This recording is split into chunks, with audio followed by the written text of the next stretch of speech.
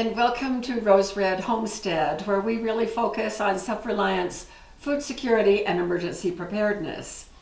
We appreciate all of you who watch and like our videos. It really helps us to get the word out. Thank you so much for those of you that share with others. This takes all of us to get this word out, because there are plenty of people that need to hear the things that we talk about on our channel, and that so many of you also believe. So, this past weekend was a holiday weekend for us, and so I was looking in my pantry, kind of straightening things around, and my eyes just kind of focused on this. This, of course, is corn, and I got to thinking about corn. Now, this corn is not your usual corn. It is larger, it is dented in. It has a little dent on the top and on the sides, and it is very, very hard. I can't don't break your teeth. I'm not going to break my teeth. I just came from the dentist. So, no, I'm not going to break my teeth, my clean teeth. So, my question to myself was, I have had this corn for over 20 years. This is the last of what was a 50-pound bag. So obviously I don't use it very often. For the most part, I have just ground it into cornmeal, and then we scatter it on our pizza stone when we're baking pizza.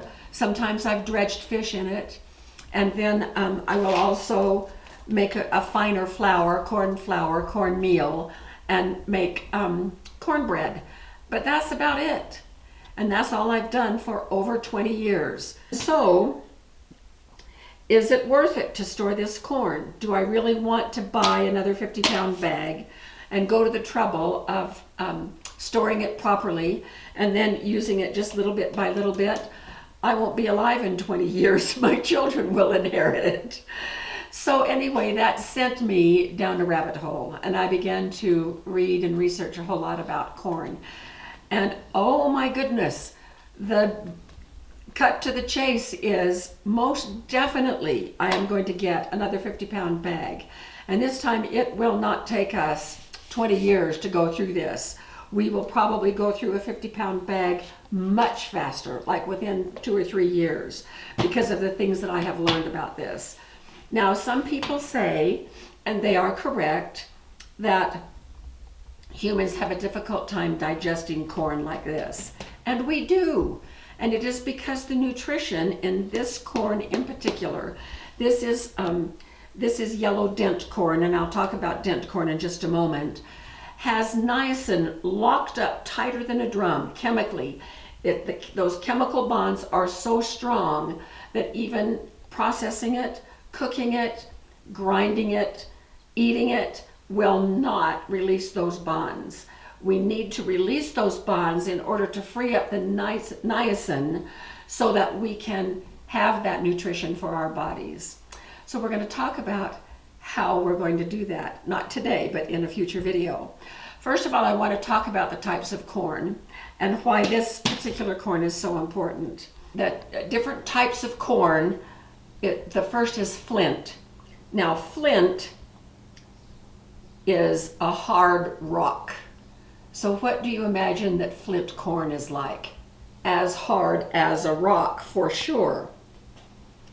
The pericarp, which is a very hard, thick covering on the outside of a kernel of corn, protects that kernel until it is ready to sprout and grow. And in flint corn, it's just so very hard. Popcorn is classified by some people as a type of flint corn. You may also be very familiar with flint corn because around Halloween and Thanksgiving they have a lot of it in the grocery stores. It is the purpley red, sometimes blue corn that still has the husks attached.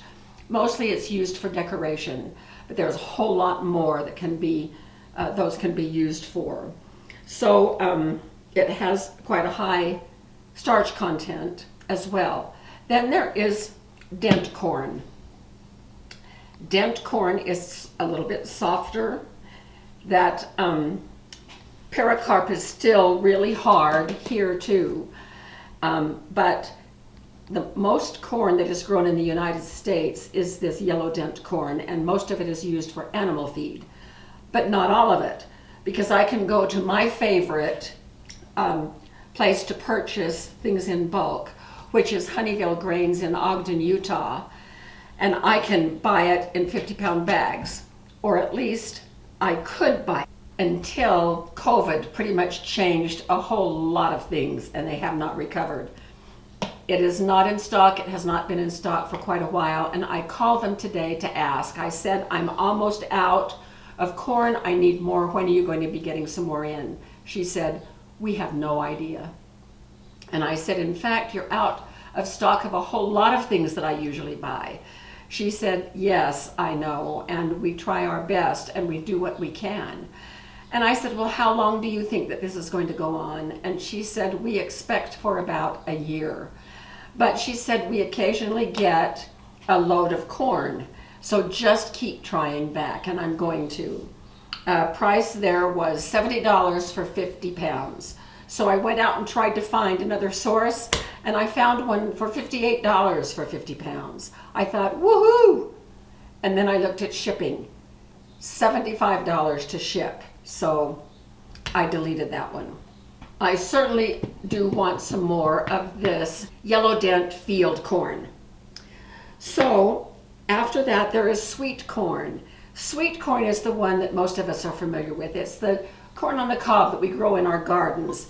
It comes in cans in the grocery store. I just freeze dried some of frozen sweet corn, and I'll tell you, I could eat this as a snack. It's like a little tiny cracker, sweet with a taste of corn. These are wonderful. I could pig out on these all day long. So this is sweet corn. One of the things in my researching that I have been doing lately is the idea that there are a lot of people that don't know the differences among these corns, and in recipes and in talking down their little blog page or whatever it is that they do, they get them all mixed up. So if you're going to be doing a lot of research online, just be careful of your source, make sure it's an accurate source. Then after sweet corn, there is heirloom corn. Heirloom corn is phenomenal.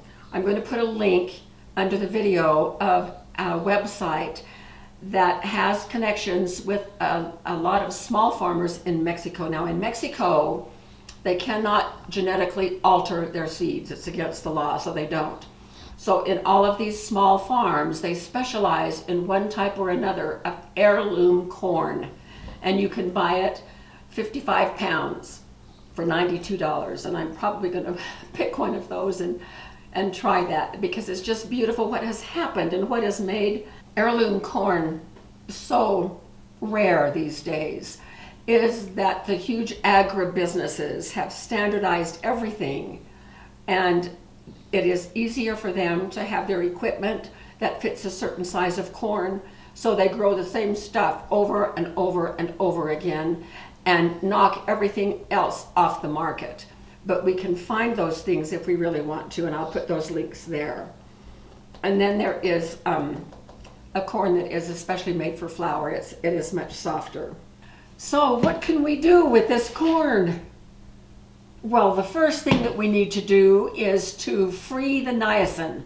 Free the niacin, free the niacin. We need to get that niacin out of the corn so that it can help nourish our bodies. So it is possible to do that.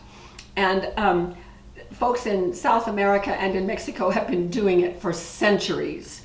And what we do is we soak this, we bring it to a boil and soak it in something that is highly alkaline. Then we let it sit for several hours, overnight even. And then we can just rinse it and rub our hands through it, and the pericarp, that outer covering, just washes right off. And then we can do amazing and wonderful things. And the best part is, the nitrogen is now free. Calcium is now free. And so we increase the nutrition, we increase the taste. So we're going to make some hominy. Now, don't turn up your nose if you're like me. I've only had hominy out of a can. But the reports that I have read make me so curious. I want to do it because everybody says homemade hominy from doing that process is fantastic. We can make grits and we can make masa harina to make tortillas. If I tried using the cornmeal that I grind, that I mill from this corn without putting it through that process of running it through an alkaline mixture and steeping it is called nixtamalization. So we're going to be actually doing that in one of our videos coming up here pretty soon. Unless the corn is nixtamalized, it will not release the free nitrogen. So anything that I make with this corn without doing that, the nitrogen isn't free. It'll just move right through anybody who eats it, my stuff. We're going to make masa dough and learn how to make the dough to make tortillas and tortilla chips. And I can't wait because supposedly the taste is just phenomenal. So that is kind of the direction that we're going to be going with the next 2, maybe 3 videos on how to process corn. So first of all, I've got to find it, and then we'll bring you back and I'll show you how I'm going to store it. And then we're going to nixtamalize some so that we can learn that process together. And then we will use that nixtamalized corn to make some very wonderful things. I had no idea how versatile this corn is. So, is stowing dried corn a good idea? So long as it's field corn, yellow dent field corn, it absolutely is. So watch for more videos to come on this corn journey that we are going on. And I should just mention that this is not one of the projects that I mentioned in Micro Moment Monday. So this is something entirely different. So come along with us in our corny journey. Thanks for joining us, and we will see you soon.